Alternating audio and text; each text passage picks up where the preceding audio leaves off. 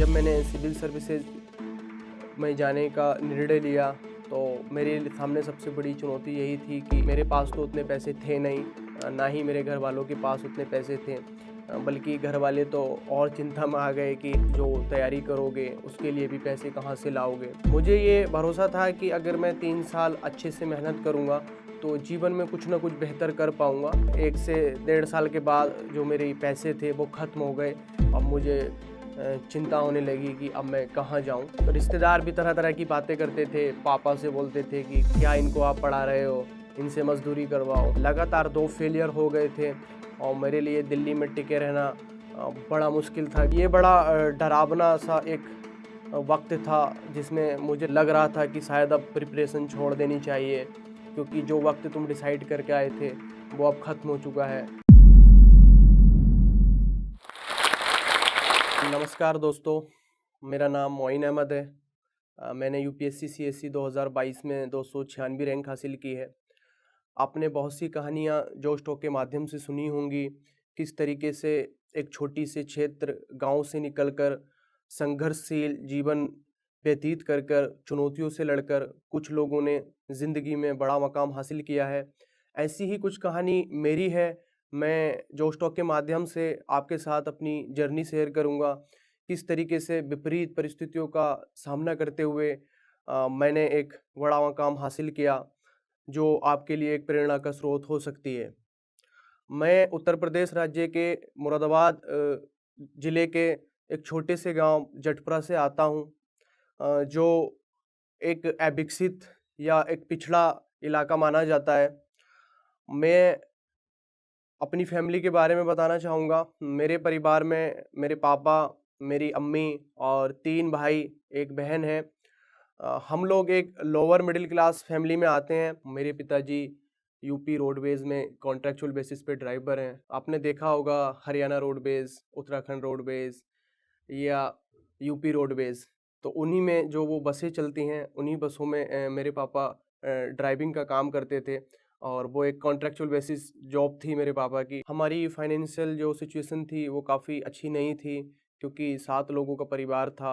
घर में मेरे मम्मी-पापा के अलावा हम 4 भाई और 1 बहन थी। पापा को पर किलोमीटर के हिसाब से चार्ज किया जाता था और उसमें भी एक कंडीशन रहती है कि आपको इतनी ड्यूटी करनी होगी तो आपको इतना चार्जेस मिलेगा। तो महीने में कई बार होता है कि व्यक्ति की तबीयत भी खराब होती है या कुछ महत्वपूर्ण कार्यों के लिए छुट्टी ली जाती है। तो जिसकी वजह से कभी-कभी जो टारगेट दिया जाता था तो वो भी पूरा नहीं होता था। तो जो एक मंथली इनकम रहती थी वो कभी फिक्स ही नहीं रह पाती थी। तो उस सिचुएशन में पढ़ाई करवाना बड़ा मुश्किल था मेरे पापा के लिए। फिर भी उन्होंने कोशिश की कि हम अच्छे से अच्छे स्कूल में पढ़ पाएँ। तो जो भी गाँव का अच्छा स्कूल माना जाता था, उसमें हमारा एडमिशन कराया गया। लेकिन धीरे-धीरे क्या हुआ कि जिस स्कूल में हम पढ़ते थे, उस स्कूल की फ़ीस बढ़ाई जा रही थी। तो हमारे लिए मुश्किल हो रहा था, क्योंकि हमारे घर के खर्चे भी थे और भी तरह-तरह की ज़िम्मेदारियाँ महीने या साल में परिवार में आती रहती हैं। तो हम वो फ़ीस अफ़ोर्ड नहीं कर सकते थे। तो मैंने क्लास 6 तक तो उसको अफ़ोर्ड करने की कोशिश की। उसके बाद मैंने भी अपना एडमिशन वहाँ से कटवाया और अपने गाँव के ही स्कूल में, जहाँ ₹50 महीना की फ़ीस थी। आप लोग जानते ही हैं कि जो गाँव के लोकल स्कूल होते हैं, तो उसमें कुछ भारी भरकम फ़ीस नहीं होती है। सिर्फ़ नॉर्मल से एक चार्ज किया जाता है। तो वहाँ पर मैंने एडमिशन लिया। उसके साथ ही मैंने अपनी पढ़ाई को कंटिन्यू किया और मेरा सपना था उस टाइम कि मैं कुछ बड़ा करूं, क्योंकि उस वक्त भी मैं न्यूज़पेपर पढ़ता था। तो मुझे जिलाधिकारी या एसएसपी से संबंधित जो भी चीज़ें थीं वो पता थीं, क्योंकि मेरे ताया जी थे जो अब इस दुनिया में नहीं रहे हैं। तो उनसे मैं जानकारी लेता रहता था कि जिलाधिकारी कौन लोग होते हैं या एसएसपी कौन लोग होते हैं। तो वो मुझे जानकारी देते रहते थे। तो मुझे एक बेसिक आइडिया था कि आईएएस या आईपीएस क्या होता है। इसके बारे में मैं जहाँ से भी जो जानकारी मिलती थी तो कोशिश करता था कि मैं इकट्ठा करूँ। लेकिन साथ ही जो मेरा खुद का सपना है, जो आप सभी लोग जानते हैं कि आज के ज़माने में बच्चों के कई तरीके के सपने रहते हैं कि मैं आईएएस आईपीएस भी बन जाऊँ, साथ में कुछ और भी बन जाऊँ।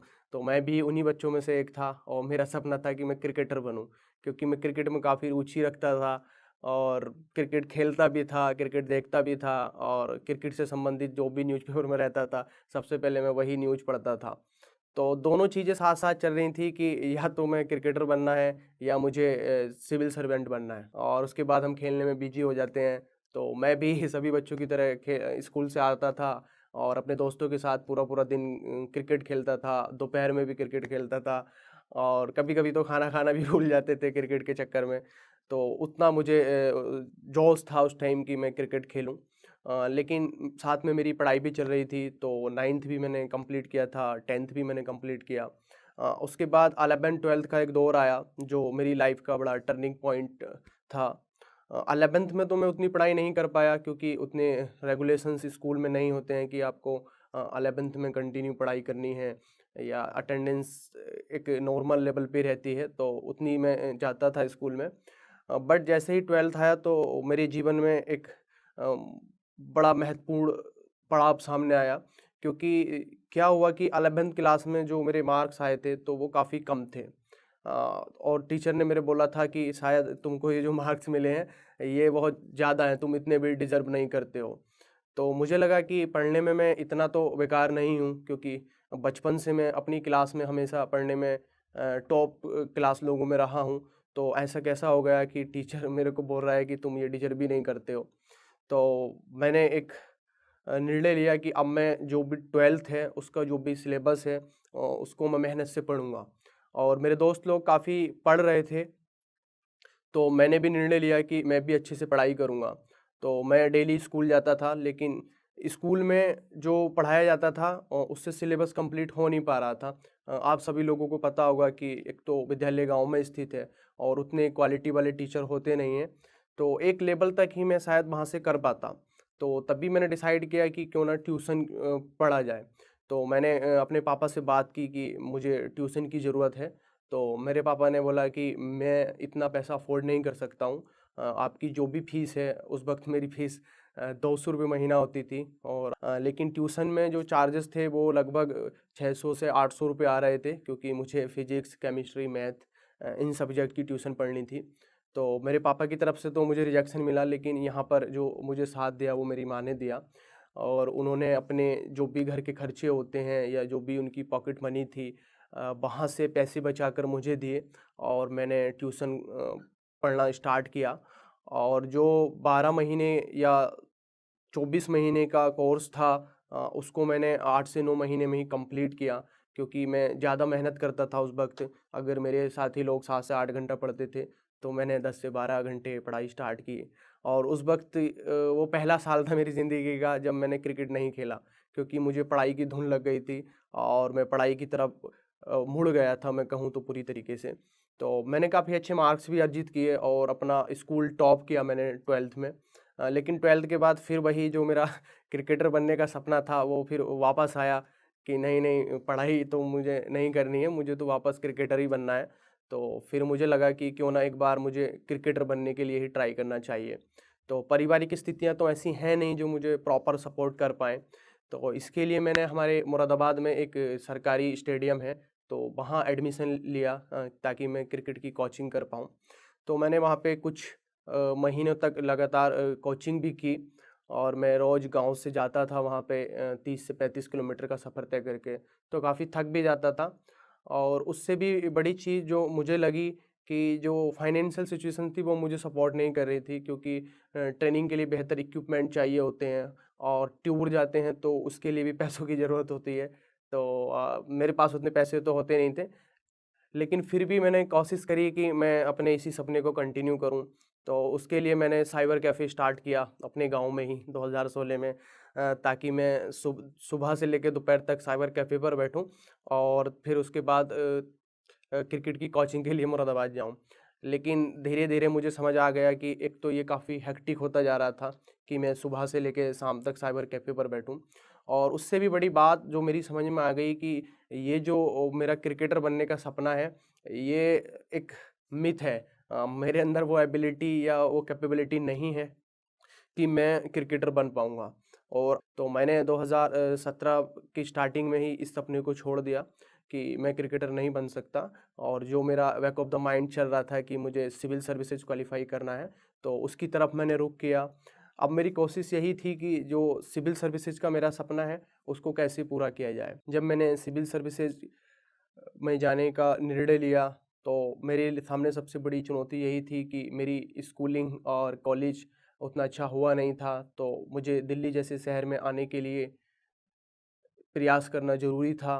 तो मैंने उसके लिए कोशिश की कि कुछ पैसे इकट्ठे किए जाएँ। जो मेरा एस्टीमेट था वो लगभग 3 लाख रुपए का था, क्योंकि मुझे अंदाज़ा था कि कहीं न कहीं 3 साल इस एग्ज़ाम में लग जाएँगे और 3 लाख के अराउंड खर्चा आ सकता है। तो उसके लिए फिर मैंने प्रयास जारी किया, क्योंकि मेरे पास तो उतने पैसे थे नहीं, ना ही मेरे घरवालों के पास उतने पैसे थे। बल्कि घरवाले तो और चिंता में आ गए कि अभी तो कुछ हम फाइनेंशियली स्टेबल हुए थे और आप अब साइबर कैफ़े भी छोड़कर जाओगे, प्लस जो तैयारी करोगे उसके लिए भी पैसे कहाँ से लाओगे? तो मैंने निर्णय किया कि जो भी मेरे पास 25 से 30 हज़ार रुपए सेविंग थी, वो मैं अपनी पढ़ाई में लगाऊँगा। तो उससे तो पूरा हो नहीं पा रहा था। तो उसी बीच मैंने एक बहुत बड़ा काम किया कि मैंने अपनी दुकान पे लोन ले लिया। मुझे ये भरोसा था कि अगर मैं 3 साल अच्छे से मेहनत करूँगा, तो जीवन में कुछ ना कुछ बेहतर कर पाऊँगा। क्योंकि किसी भी काम की शुरुआत करने से पहले ज़रूरी है कि आपका उस पर भरोसा होना चाहिए, जो मैंने खुद पर दिखाया। और मैंने अपनी दुकान पर लगभग 1.5 लाख रुपए का लोन करवा लिया और मुझे ये था कि मेरे जाने के बाद जो मेरे बड़े भाई हैं, वो दुकान चलाएँगे, तो वो इस लोन को चुकता कर देंगे और घर की भी थोड़ी मदद करते रहेंगे, तो कोई दिक्कत आएगी नहीं। लेकिन जो मैंने धनराशि जमा की थी, वो फिर भी कम पड़ रही थी, तो उसके बाद मैंने अपने दादा के अकाउंट पे भी लोन करवा लिया। तो उससे फिर मेरी जो धनराशि थी, वो पूरी हुई और मैं पूरा एस्टीमेट बनाकर दिल्ली के लिए निकल पड़ा। लेकिन यही है कि दिक्कतें यहाँ भी कम नहीं हुई और 1 से डेढ़ साल के बाद जो मेरे पैसे थे वो ख़त्म हो गए, क्योंकि जो मेरा एस्टीमेट था वो अ, सही साबित नहीं हुआ, क्योंकि जो पैसे मैंने कोचिंग के लिए रखे थे वो एस्टीमेट बनाते समय बहुत कम थे। लेकिन जैसे ही मैं दिल्ली में आया, तो जो लोग तैयारी कर रहे हैं वो जानते हैं कि बहुत तरीके के खर्चे हो जाते हैं। बुक्स खरीदनी होती हैं और भी कुछ खर्चे होते हैं। तो मेरे पैसे फरवरी या मार्च में पूरी तरीके से समाप्त हो गए। तो अब मुझे चिंता होने लगी कि अब मैं कहाँ जाऊँ?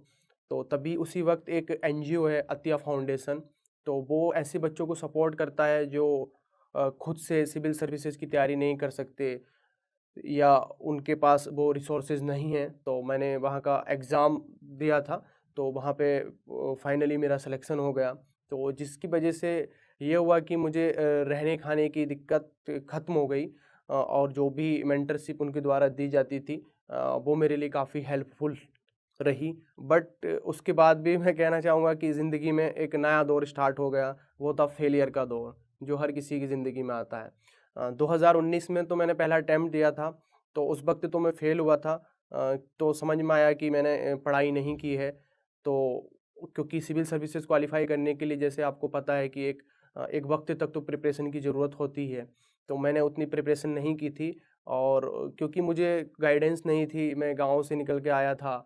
मुझे उतना अंदाज़ा नहीं था कि किस तरीके से प्रिपरेशन करनी है, बस ये था कि सिविल सर्वेंट बनना है, तो उसके लिए एग्ज़ाम दिया, तो वो क्वालीफ़ाई नहीं हो पाया। फिर 2020 में भी यही हुआ। मैंने पढ़ाई तो कर ली थी लेकिन उम, यही है कि चीज़ें मेरे पक्ष में नहीं जा रही थीं और 2020 का भी मेरा प्रीलिम्स क्वालीफ़ाई नहीं हुआ। लगातार 2 फेलियर हो गए थे और मेरे लिए दिल्ली में टिके रहना बड़ा मुश्किल था, क्योंकि इसी वक़्त आप जानते हैं कि लोगों के ताने आने भी स्टार्ट हो जाते हैं। लोग तरह-तरह से टॉन्ट कसते हैं कि अरे गया है, वापस आ जाएगा, 1-2 साल है, उससे ज़्यादा नहीं कर पाएगा। और रिश्तेदार भी तरह-तरह की बातें करते थे। पापा से बोलते थे कि क्या आप हम 4 भाई हैं, तो उनको बोलते थे कि क्या इनको आप पढ़ा रहे हो? इनसे मज़दूरी करवाओ। 400 रुपए महीना अगर कमाएँगे, तो 1600 रुपए घर में आएँगे। तो आप क्यों ये बिना वजह की चक्कर में पड़े हैं, पढ़ाई कर के सारे बच्चों को बेकार कर रहे हैं। इस तरीके की बातें सामने आ रही थी। लेकिन मैं यहाँ शुक्र अदा करूँगा हमारे पापा का कि उन्होंने इन सभी बातों को नज़रअंदाज किया और हमको कंटिन्यू सपोर्ट किया। फाइनेंशियली तो वो सपोर्ट नहीं कर पा रहे थे, क्योंकि उनकी सिचुएशन ऐसी नहीं थी, लेकिन मॉरल सपोर्ट उनका हमेशा था कि जो तुम कर रहे हो करते रहो, किसी तरीके की बात भी सुनने की ज़रूरत नहीं है, आप ज़िंदगी में बेहतर करोगे।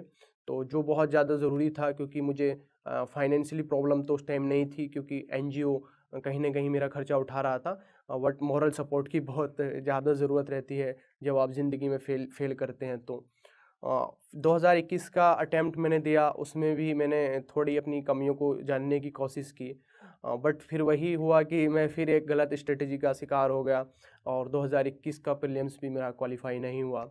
लगातार 3 प्रीलिम्स क्वालिफ़ाई ना करना मेरे खुद की योग्यता पर सवाल खड़ा करता था। मैं खुद ये महसूस करता था कि यार मैं ज़िंदगी में ये एग्ज़ाम क्वालिफ़ाई कर भी पाऊँगा कि नहीं, क्योंकि लगातार 3 बार से मैं प्रीलिम्स ही क्वालिफ़ाई नहीं कर पा रहा हूँ।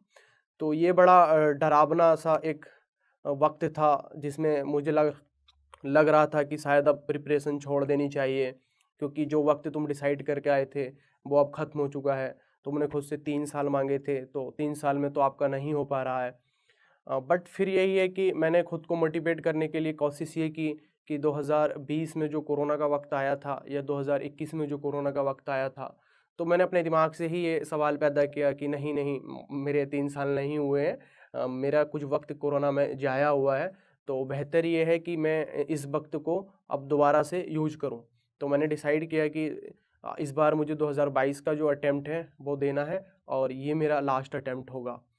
कि 2021 नवंबर में शायद रिज़ल्ट आया था 2021 के प्रीलिम्स का, तो उसके बाद 6 महीने थे, तो उन्हीं 6 महीने को मैंने मान लिया कि ये बस ज़िंदगी के लास्ट 6 महीने हैं और जितनी मेहनत मुझसे हो सकती है, मैं उतनी मेहनत करने की कोशिश करूँगा। अपने साथ ईमानदारी रखूँगा। तो फाइनली मैंने 6 महीने तक बहुत अच्छे से मेहनत की और 2022 का प्रीलिम्स मेरा क्वालिफ़ाई हुआ। उसमें मेरी कोशिश यही रही कि जो भी गलतियाँ मैंने 2019 के एग्ज़ाम में की थी, 2020 के एग्ज़ाम में की थी, 2021 के एग्ज़ाम में की थी, वो गलतियाँ दोबारा ना हों। उससे भी ज़्यादा जो मेरा अपना खुद का रहता है कि इंसान को उतनी मेहनत करनी चाहिए कि वो खुद का सामना कर सके। तो मैं शायद उस लेवल पे पहुँच चुका था कि मैं खुद का सामना करने के लिए तैयार था। मैंने अपने दोस्तों से ये बात बोली थी कि अगर इस बार नहीं होगा, तो फिर मेरा कभी नहीं होगा, क्योंकि मैंने उतनी पढ़ाई कर ली थी। मुझे खुद पे उतना भरोसा था कि जितना मैं कर सकता था उतना मैंने किया है। मैंने अपना 100% दिया है, मैंने अपने साथ कोई कोताही नहीं बरती है। उसके बाद मेरा जैसे ही प्रीलिम्स क्वालिफ़ाई हुआ तो 3 अटेम्प्ट्स के बाद पहली बार जो प्रीलिम्स का रिज़ल्ट आया और मैं क्वालिफ़ाई हुआ, तो मुझे लगता है कि मेरे लिए सबसे ज़्यादा खुशी का क्षण यही था। मैं यहाँ तक कहना चाहूँगा कि मुझे फाइनल रिज़ल्ट की भी उतनी खुशी नहीं हुई, जितनी खुशी मुझे प्रीलिम्स के रिज़ल्ट की हुई। फाइनल रिज़ल्ट के बाद लोगों का अटेंशन बढ़ा, एक टैग तो मिल ही गया कि हम सिविल सर्वेंट बन गए। लेकिन जो तीसरे अटेम्प्ट के बाद खुशी मिली थी, वो सबसे बड़ी ये थी कि मैं खुद पर विश्वास कर सका कि मैं इतने बड़े एग्ज़ाम को क्वालिफ़ाई कर पाया। तो उससे एक मेरे अंदर एक उम्मीद जगी कि मैं कुछ भी कर सकता हूँ। तो उसी का ये परिणाम था कि मैंने मेंस में खुद को झोंक दिया और उन 3 महीने मैंने जितना हो सकता था उतनी मेहनत की, पूरी तरीके से अच्छे से आंसर राइटिंग की और जितना मैं नोट्स बना सकता था अपने नोट्स बनाए और इसी का परिणाम रहा कि मेरे पहले अटेम्प्ट में ही मेंस क्वालिफ़ाई हो गया। और वो एक कॉन्फिडेंस जो मुझे प्रीलिम्स क्वालिफ़ाई करने का मिला था, खुद पर यकीन करने का मिला था, वो कंटिन्यू मेरे अंदर नज़र आता रहा और इंटरव्यू के दौरान भी मेरा यही प्रोसेस रहा। मेरे को खुद पर विश्वास था, मैं पूरा कॉन्फिडेंट था कि मैंने प्रीलिम्स क्वालिफ़ाई किया है, मैंने मेंस क्वालिफ़ाई किया है, तो मैं इंटरव्यू भी अच्छे से करूँगा। और इसीलिए मुझे लगता है कि इंटरव्यू में मेरे काफ़ी अच्छे मार्क्स आए, जो one of the highest marks थे मेरे इंटरव्यू में, 187 मार्क्स आए। तो वो यही था कि मुझे खुद पर यकीन था, मुझे खुद पर ये लगता था कि मैं चीज़ों को बेहतर कर पाऊँगा, क्योंकि मैंने मेहनत की है, मैंने 3 फेलियर के बाद जीत का स्वाद चखा है, तो जो चीज़ मुझे मोटिवेट कर रही थी और फाइनली मेरा 2022 में यूपीएससी में सिलेक्शन हो गया और मुझे काफ़ी अच्छी रैंक भी मिली, 296 रैंक मुझे प्राप्त हुई। तो ये जर्नी काफ़ी इंटरेस्टिंग रही, मैंने बुरा वक़्त देखा, मैंने मुश्किल हालात देखे, मैंने फाइनेंशियल कंडीशन से लड़ा, मैंने जीवन में रिस्क लिया, लेकिन मैं कभी हार नहीं मानी। तो वो कहते हैं ना कि हारा वही जो लड़ा नहीं। तो मैं ज़िंदगी के हर मकाम पे लड़ा और उसी का परिणाम है कि आज मैं जॉश टॉक के माध्यम से अपनी जर्नी शेयर कर रहा हूँ।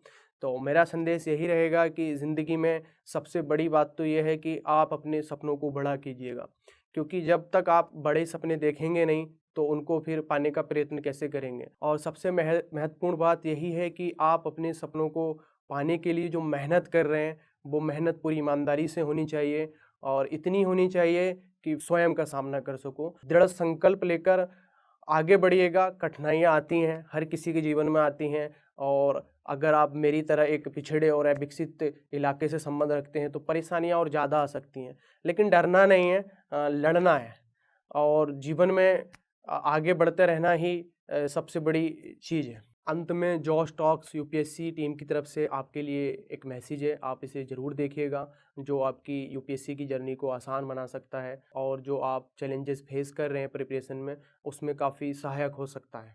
तो आप इस मैसेज को ज़रूर देखिएगा। धन्यवाद। हाय, मैं हूं doctor Khan, founder and director of KSG. मेरे बारे में जानने के बाद और मेरी कहानी सुनने के बाद जोश टॉक ने मुझे अप्रोच किया और उसके बैकड्रॉप में आज एक मैं बहुत बड़ा अनाउंसमेंट करने वाला हूं आपके लिए। जोश टॉक ये मानते हैं कि उनके परिवार में बहुत सारे प्रतिभावान व्यक्ति हैं, बहुत सारे टैलेंटेड लोग हैं और उनके पास देश में कुछ करने की बहुत बड़ी इच्छा शक्ति है, बट किसी वजह से, फाइनेंशियल कारणों से या कोई और ऐसी दिक्कत की वजह से, जिसकी वजह से वो उस गुणवत्ता के ट्रेनिंग और सपोर्ट को प्राप्त नहीं कर पाते हैं जो कि उन्हें उन सफलता के मुकाम तक ले जाएगी जहां पर वो देश की सेवा कर सकें। मैं मानता हूं कि देश के हर युवा में एक प्रतिभा है। जोश के माध्यम से आज मैं ये एक बड़ी अनाउंसमेंट करना चाहता हूं कि फाइनेंशियल इशू की वजह से अगर कोई स्टूडेंट अपनी प्रतिभा का प्रयोग नहीं कर पा रहा है तो वो दिक्कत आज के बाद नहीं रहेगी।